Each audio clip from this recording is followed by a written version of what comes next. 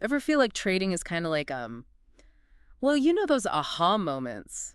They're more like, uh-oh, sometimes, right? Yeah, I know that feeling. Well, today we're going to dig into how to like flip that script, turning those mistakes, you know the ones, into learning and hopefully profits. Okay, I like where this is going. Right. We've got this piece all about tracking those trading errors, and get this, it says some of our biggest wins might be like disguised as mistakes. Crazy, huh? It does sound a little counterintuitive. Yeah, but stick with us. This is where it gets really interesting. What really struck me about this piece is how it makes us, like, completely rethink things. It's not about dwelling on those blunders. It's more about, finding the hidden profits we miss in those slip-ups. Okay, so let's break that down. The piece really hits hard on the cost of our mistakes, Like we all know they happen, no one's perfect, but it's easy to ignore what they do to our bottom line? Totally. It's like Oh. that tiny leak in your roof. You barely see it at first, but give it time and... Major damage. Exactly. The source uses this example. Think about consistently getting out of trades too early, scared money and all. Or the opposite, jumping into a trade because everyone's hyped, no strategy. Those little things can drain your account hundreds, even thousands a month, and you might not even realize it. It's like ordering takeout every night when you've got a fridge full of food. Just throwing money away. Exactly. It's not about making anyone feel bad. It's showing those mistakes are actually like gold mines of info. So it's like having a trading coach review your every move, showing you those tiny things holding you back, except that coach is, well, future you. Right. And the source gives a practical tip for tapping into that future you. Track every single trade for a month. I mean, everything. Note what went wrong, why you think it happened, and the cost, black and white. Sounds intense, but I can see how that would force you to really look at those errors, see the real impact. It's one thing to think, oops, messed up there. It's another to see the actual dollar amount staring back at you. Absolutely. And it's not just dissecting individual trades. It's about those patterns, those trading blind spots that trip us up over and over. Those sneaky habits, right? The ones that sabotage everything. Yeah. The source mentions a few common ones. Not having a solid trading plan, bad position sizing, letting emotions drive decisions, and not adapting to market changes. Ooh, that last one's huge. It's easy to get tunnel vision on a single stock or strategy and completely forget to like zoom out and look at the bigger market picture. It's like trying to sail a paper boat in a hurricane. You might have the skills, but those external factors, they can wreck even the best laid plans. So we've found the repeat offenders, but how do we fix them? Where do we even begin? The source makes a good point. Don't try to change everything at once.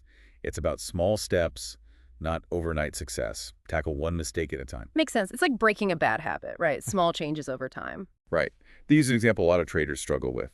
Expanding stop losses. The stock dips a little, so you widen your stop loss, hoping to avoid a small loss, but then it tanks even more. Oof, yeah. I've been there. Seems harmless, but... But the potential for bigger losses if the trade goes south is huge. Exactly. And the source doesn't just say don't do it, it explains the psychology, which is key to breaking the cycle, right? It's like our natural aversion to loss. We'd rather hold on to that losing trade, hoping it'll magically turn around. Hope is not a strategy. Right. It often just makes our losses bigger in the long run. It really is. And that's why getting the psychology behind our actions is so important. But we'll get more into that later. Explore ways to overcome those mental hurdles. Okay, you've got me hooked. But before we get ahead of ourselves, let's take a minute to process all this. We'll be back in a bit to dig into those real-world examples and actionable strategies for turning those trading slip-ups into money-making opportunities. And we're back. Ready to get into those real-world examples, the ones that make this whole mistakes equal profits thing actually make sense. Totally. Because seeing how it all works in the real world, that's where the real learning happens. The source lays out these 3 common scenarios. I bet a lot of our listeners have been there. All right, lay it on me. What's the first mistake turn opportunity we're looking at? Let's go with a classic. Expanding those stop losses after you're already in a trade. We kind of touched on it before. Right, because at first it just seems logical, like you're just giving the trade space, right? Exactly. The market dips a little, that fear kicks in, you think, just a bit more room, it'll bounce back. But here's where it gets tricky. The source points out that this tiny tweak can snowball, and suddenly your losses are bigger, not smaller. Okay, so walk me through it. How does making that stop loss wider actually backfire? Picture this. You jump into a trade, solid plan, risking only 2%, stop loss is set. Then, bam, the trade moves against you, those doubts creep in, you bump that stop loss, maybe to 3%, then 4%, telling yourself it's fine, just need to breathe. Yeah. But you've just blown past your own risk management plan. And for what? So each time you do it, you're just digging a deeper hole if it keeps going the wrong way? Precisely. It's like planning a road trip, full tank, you know where you're going. But then you keep making detours, burning through gas, not getting any closer to your destination. And eventually you're stranded on the side of the road. So it's not about never using stop losses. It's about setting them strategically and sticking to the plan even when things get emotional. Exactly. The source says this behavior comes from, our natural instinct to avoid losses. Okay. It just feels better to hang on, hope for that reversal, rather than take a small loss, even if it's controlled. It's like that saying, sometimes you got to cut your losses. Easier said than done, right? Yeah, 100%. And that's why we need to understand the why behind it all. But we'll dive into that more later, look at strategies to overcome it. Right. You've got my attention. What's the next mistake-turned learning moment? This one's a big one for a lot of traders. Getting out too early. Selling a stock only to watch it take off without you. Ugh, the worst feeling. It's like selling your concert tickets at face value, then seeing them going for 10 times the price later. I feel that. But what's cool here is the source doesn't just say, stop doing that. It connects it to tracking your trades. And I mean really tracking them. Not just, oh, I exited early, but figuring out what you missed. You mean putting a dollar amount on that regret? Seeing how much profit we missed because we bailed too soon? Exactly. Seeing those numbers, those potential gains, that's a wake-up call. It's not just that vague feeling of I could have made more. It's cold, hard proof of what it cost you. Way more impactful than just thinking, oh, maybe I left some money on the table. Right. And if you track those early exits, you start seeing patterns. Maybe you always sell once you're up 5%, even if it could go higher. That's when you got to ask, why am I hitting that sell button so fast? So figure out the why behind the exit. Are you scared of losing the gains? Impatient? Don't trust your own analysis? Then you can figure out how to counteract it. Right on. Maybe it's setting a price target before you even buy, so you're not tempted to jump ship. Or practicing holding on to winners a bit longer than feels comfortable. Training your mind to beat those impulsive moves. I love it. So we've done expanding stop losses, premature exits. What's the last mistake-turned moneymaker? This one's super important now, with how much the markets change. Yeah. Ignoring those market conditions. So, like, not realizing that what worked before might not work now because the market's different. Exactly. The source says it's super important to not just know what your trading strategy is good at, but also where it kind of falls apart. What crushes it in a bull market might be a disaster in a bear market. Got to be able to adapt, right? Sticking to a strategy that's not working is asking for trouble. 100%. Remember that analogy? The wrong tool for the job. The snow shovel and the flower garden. Exactly. You wouldn't use a snow shovel to plant your tulips, right? Each tool has its purpose. Trading strategies are the same. Different situations, different tools.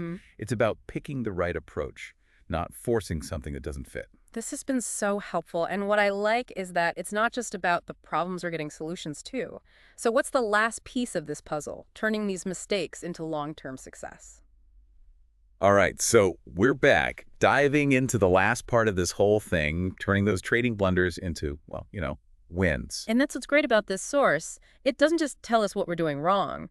It gives us a way to actually change our trading. Yeah, and one thing that really hit home for me is we're not aiming for this perfect, error-free trading. It's more about, like, always getting better, right? Right. We're not trying to become robots, no emotions. That's not realistic. It's more about recognizing when we're repeating those mistakes, those habits that might be holding us back. So building good habits instead and realizing every mistake, every little uh-oh moment, it's a chance to improve. Exactly. And remember that trading journal we talked about. The source says it's super important for this whole getting better thing. Right, because the market's always changing, so our strategies have to change too, and that's usually when those blind spots pop up, those things we need to work on. It's like looking back at your old trades, learning from what happened, good and bad. Checking your journal regularly helps you stay sharp. Asking yourself, what could I have done better here, even if I made money? I like that you said that, even if I made money. It's tempting to just celebrate the wins, but did we really understand why it worked, or was it just luck? Sometimes, yeah, it's luck.